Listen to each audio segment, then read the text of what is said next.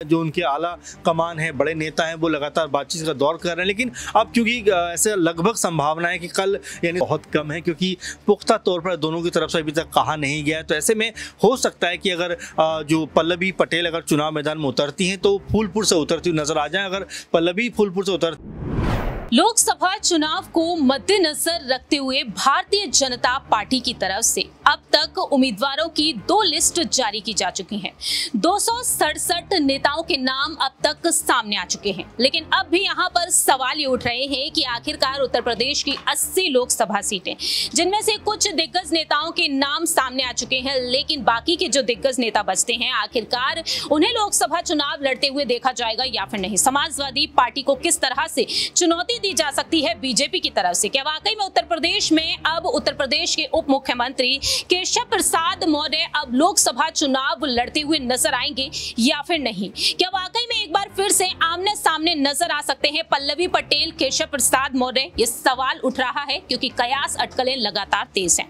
नमस्कार, मैं प्रांशी राठौर और आप देख रहे हैं नेक्स्ट 9 न्यूज। स्वागत है आपका हमारे खास प्रोग्राम खेल कुर्सिका में, जिसमें आज हम चर्चा करेंगे केशव प्रसाद मौर्य को लेकर। जिस तरह से अब दावे किए जा रहे हैं कि केशव प्रसाद मौर्य फूलपुर लोकसभा सीट से चुनाव लड़ सकते हैं, और ऐसे में हाल ही में जवाब दिया गया था मैनपुरी से सांसद डिंपल यादव की तरफ से, जब उनसे सवाल पूछा गया कि केशव प्रसाद मौर्य क्या अब यहां से चुनाव लड़ते हुए देखे जाते हैं, तो क्या वह चुनौती देने में सफल हो पाएंगे? क्या कुछ कहती है डिंपल यादव, सुनिए जरा। अभी धीरे-धीरे तैयारी और तेजी पकड़ेगी।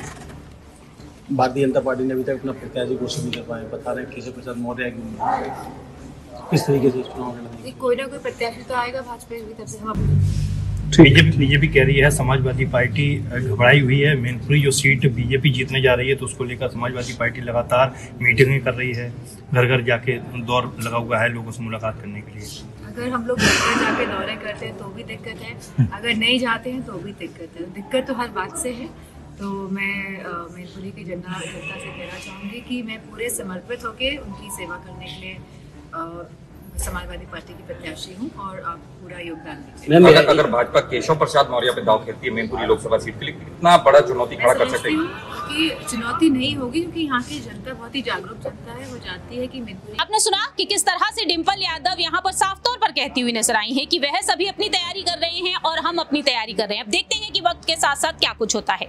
लेकिन इसी बीच यहाँ पर तमाम दिग्गज नेताओं के नाम सामने आ चुके हैं। हमारे साथ इस वक्त मौजूद हैं हमारे सहयोगी अमन जी। सबसे पहले अमन जी, आपका बहुत बहुत स्वागत है। जी, थैंक यू। चर्चा करेंगे उत्तर प्रदेश की सियासत के बारे में। उत्तर प्रदेश में जिस तरह से भारतीय जनता पार्टी की तरफ से फूलपुर लोकसभा सीट, जहां से जवाहरलाल नेहरू जी एक वक्त चुनाव लड़ते हुए नजर आए, जीत हासिल करते हुए नजर आए, और यहां से देखा जाए कयास अटकलें तो तेज होती हुई नजर आई हैं प्रियंका गांधी वाड्रा को लेकर भी, कि प्रियंका गांधी वाड्रा अब यहां से चुनाव लड़ती हुई देखी जा सकते हैं। लेकिन अब यहां पर बीजेपी की तरफ से लिस्ट जो सामने आई है, देखा जा रहा है कि अब यहां पर केशव प्रसाद मौर्य को लेकर साफ तौर पर दावे किए जा रहे हैं। क्या वाकई में केशव प्रसाद मौर्य फूलपुर लोकसभा सीट से उतरते हुए नजर आ सकते हैं? क्योंकि पहले भी वह चुनाव लड़ते हुए देखे गए, जीत हासिल करते हुए नजर आए, लेकिन मौजूदा समय में यहाँ से सांसद हैं केसरी देवी पटेल, और उनके बेटे का नाम भी अब यहाँ पर सामने आने लगा है।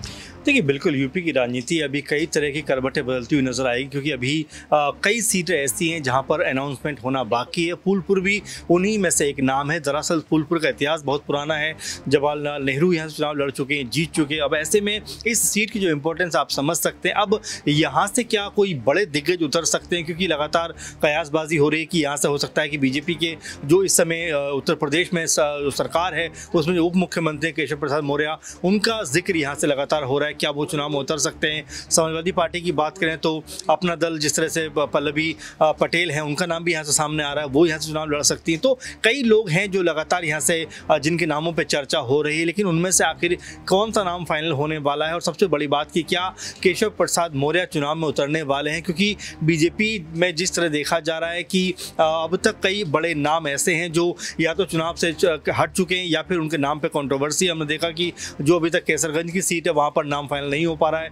ब्रजभूषण जो है उनके नाम पर कहीं ना कहीं अभी भी बीजेपी के अंदर जो अंतर्विरोध चल रहा है कि उनको टिकट दिया जाए या नहीं दिया जाए। वरुण गांधी का नाम उन्हीं में से शामिल है कि क्या उनको भी टिकट मिलेगा या नहीं मिलेगा। तो ऐसे में जो कवायद ऐसी बात की है कि जो अगर नाम कटते हैं तो उनकी जगह पर फिर कौन से नए नाम सामने आते हैं। क्या जो उप मुख्यमंत्री केशव प्रसाद मौर्य हैं क्या उनका नाम भी सामने आएगा। इसके अलावा कई और नाम भी जिक्र हो रहा है कि वो भी जो है लोकसभा चुनाव लड़ सकते हैं। तो ऐसे में बीजेपी के लिए भी नामों को फाइनल करना मेरे ख्याल से एक चुनौती बना हुआ है कि किस नाम पर मोहर लगाई जाए, क्योंकि इस बार बीजेपी के लिए इतना आसान चुनाव लग नहीं रहा, क्योंकि कई तरह के ऐसे मामले जहां पर बीजेपी को सफाई देने। और देखिए दूसरी महत्वपूर्ण बात यह भी है कि अब बीजेपी को भी सरकार में 10 साल होने को आ गए, अब वो कांग्रेस के ऊपर बड़े हमले नहीं कर सकते, अब उनको अपने कामों की जवाबदेही तय करने। तो ऐसे में जो भी प्रत्याशी हैं उनको वो बड़े देखभाल कर सोच समझ कर चुनाव मैदान में उतार रहे हैं। उससे बड़ी बात की क्या ये प्रत्याशी जो चुनाव मैदान में उतर रहे हैं ये जीत सकते हैं। केशव प्रसाद मौर्य इसी फूलपुर सीट से चुनाव हार चुके हैं, तो क्या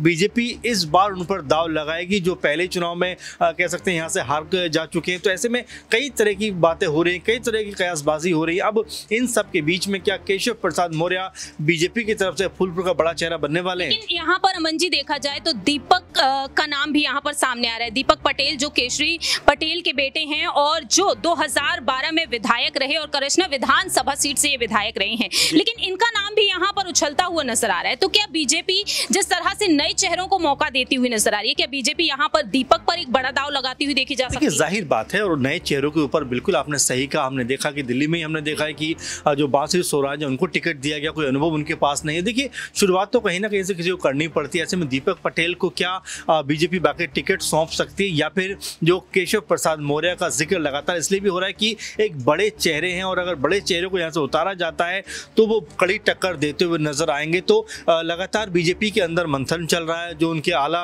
कमान है, बड़े नेता हैं, वो लगातार बातचीत का दौर कर रहे हैं। लेकिन अब क्योंकि ऐसे लगभग संभावना है कि कल यानी 16 मार्च को इलेक्शन का जो कह सकते हैं कि पूरी तरह से ऐलान हो जाएगा कब से कब तक इलेक्शन होने वाले हैं, किन किन डेट में होने वाले हैं। तो ऐसे में अब जो पॉलिटिक्स है, राजनीति है, वो भी अब बढ़ती हुई नजर आएगी। जो नाम रह गए वो भी फाइनल होते हुए नजर आएंगे। तो ऐसे में क्या केशव प्रसाद मौर्य वो नाम होने वाले हैं कि जिनके नाम पे मोहर लगने वाली है, क्योंकि सिर्फ आप उम्मीदवार को उतारना नहीं चाहते, आप उनसे जो है जीत भी दर्ज कराना चाहते हैं। क्योंकि 2019 की बात करें सपा उतनी मजबूत नजर नहीं आती थी, लेकिन इधर की बात करें तो 100 से ज्यादा सीटों पर उनका कब्जा विधानसभा में। तो ऐसे में वो कई लोकसभा सीटों के कह सकते हैं दावेदार माने जा रहे हैं। तो बीजेपी भी लगातार सोच समझ के जो फैसले करने के लिए जो वक्त ले रही है। ऐसे में हमने देखा कि महाराष्ट्र का नाम भी अभी जो दूसरी सूची थी उसमें था, लेकिन यूपी का नाम और खासकर जो ये क्षेत्र हैं इनके नाम नहीं आने का मतलब ये है कि बीजेपी के अंदर काफी ज्यादा मंथन चल रहा है। यहाँ पर बीजेपी की जिस तरह से आप बात कर रहे हैं, दीपक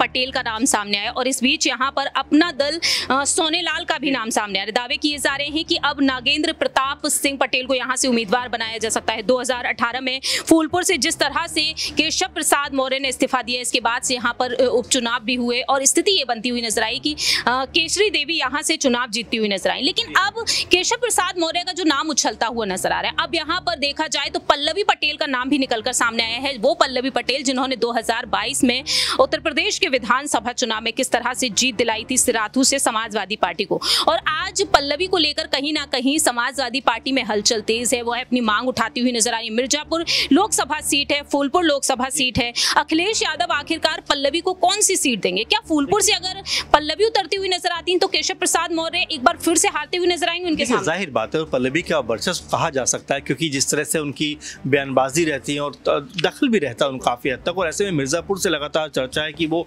अपनी बहन के खिलाफ ही चुनाव लड़ती हुई नजर आ जाएंगे। लेकिन देखिए संभावना इसकी बहुत कम है क्योंकि पुख्ता तौर पर दोनों की तरफ से अभी तक कहा नहीं गया है। तो ऐसे में हो सकता है कि अगर जो पल्लवी पटेल अगर चुनाव मैदान में उतरती हैं तो फूलपुर से उतरती हुई नजर आ जाए। अगर पल्लवी फूलपुर से उतरती है तो जाहिर बात है कि बीजेपी भी उनके सामने किसी बड़े चेहरे को जरूर लेकर आएगा। हो सकता है कि वो केशव प्रसाद मौर्य ही क्यों ना हो। और ऐसे में बीजेपी लगातार दाव देख रही है सपा के कौन कौन सी सीट पर किस किस तरह के उम्मीदवार उतार रहे हैं, उसी तर्ज पर वो अपने उम्मीदवार उतारते हुए नजर आ जाएं। क्योंकि अभी पूर्वांचल की ऐसी बहुत सारी सीटें जहां पर प्रत्याशियों का अनाउंसमेंट होना बाकी है। इनमें मुख्य रूप से आजमगढ़ है, मिर्जापुर है, फूलपुर है, ऐसे कई सीटें हैं, केसरगंज है, जहां पर जो प्रत्याशियों का भी अनाउंसमेंट होना बाकी है। इसीलिए बीजेपी के अंदर प्रांची लगातार मंथन चल रहा है कि कौन से प्रत्याशी पे दाव लगाया जाए जो न सिर्फ चुनाव लड़े बल्कि चुनाव जीतने का भी मादा रखता हो। अमन जी, यहाँ पर देखा जाए अखिलेश यादव के लिए भी कुछ यहाँ पर एक बड़ी चुनौती बनती हुई नजर आ रही है, क्योंकि पल्लवी पटेल का नाम जो निकलकर सामने आया है, केशव प्रसाद मौर्य को वह हराती हुई नजर आई है, लेकिन इस बीच यहाँ पर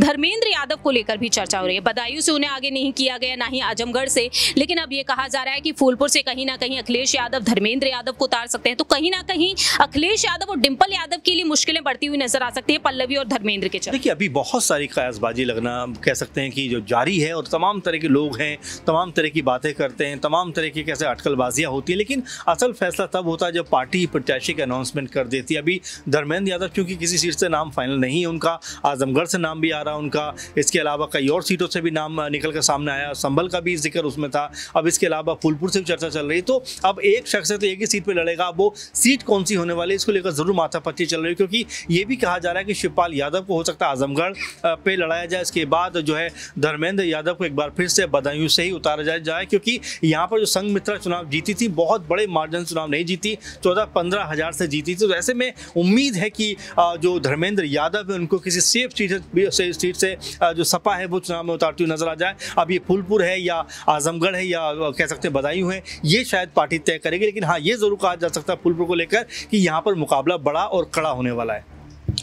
वाकई अब आने वाले समय में यही देखना होगा कि आखिरकार फूलपुर लोकसभा सीट पर बीजेपी किसे टिकट देती है। तो वहीं समाजवादी पार्टी क्या वाकई में पल्लवी पटेल को आगे करेगी धर्मेंद्र यादव को, या फिर यूं कहा जाए जिस तरह से डिंपल यादव के नाम पर भी अब चर्चा होती हुई नजर आ रही है, आखिरकार केशव प्रसाद मौर्य फूलपुर से उतरते हैं तो क्या वह विपक्षी दलों को हरा पाएंगे या नहीं, ये देखना काफी ज्यादा दिलचस्प होगा। लेकिन आपकी इस पर क्या कुछ राय प्रतिक्रिया है, कमेंट सेक्शन में आप बता सकते हैं। फिलहाल के लिए हम चलते हैं, बाकी की तमाम अपडेट्स के लिए देखते रहिए नेक्स्ट 9 न्यूज।